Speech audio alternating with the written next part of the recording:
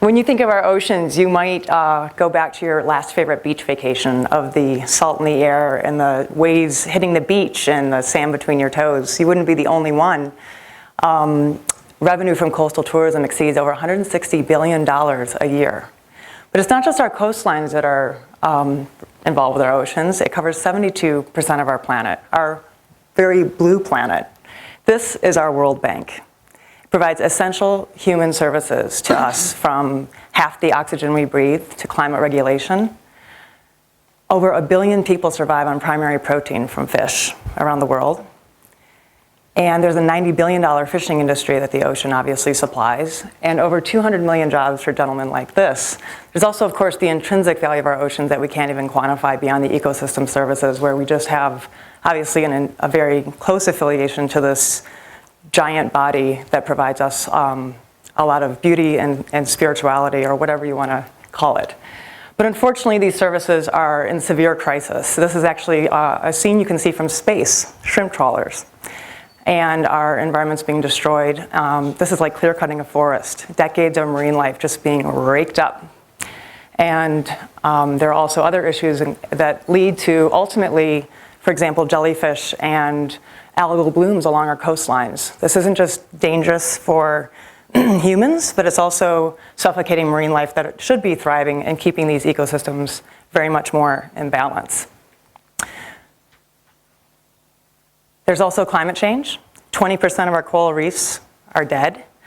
Climate change specialists don't know exactly how many more might die based on the current carbon in the air.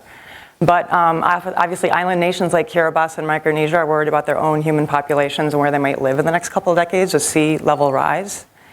And of course, there's the big fish. These guys keep our ecosystems in balance also. Unfortunately, 90% of them have been fished, gone. And according to current projections, by 2048, fisheries will have collapsed based on our current consumption levels around the world.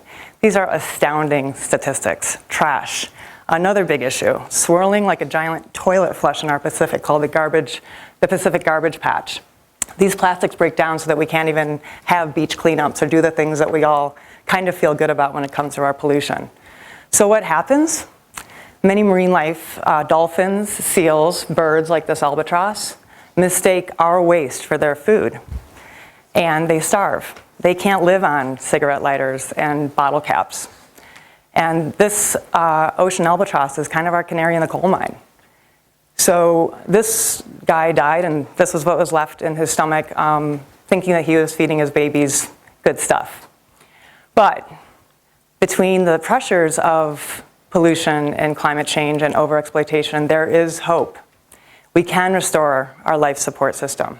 We can have our fish and eat them too.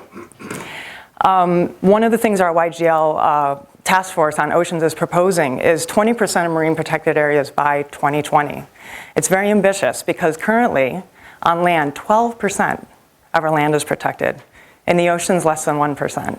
70% of our planet, less than 1% is protected. It's an open hunting and dumping ground. So there are also bottom-up, how can you contribute? There are bottom-up ways that we can all contribute by our selection of consumption. Consumption is conservation.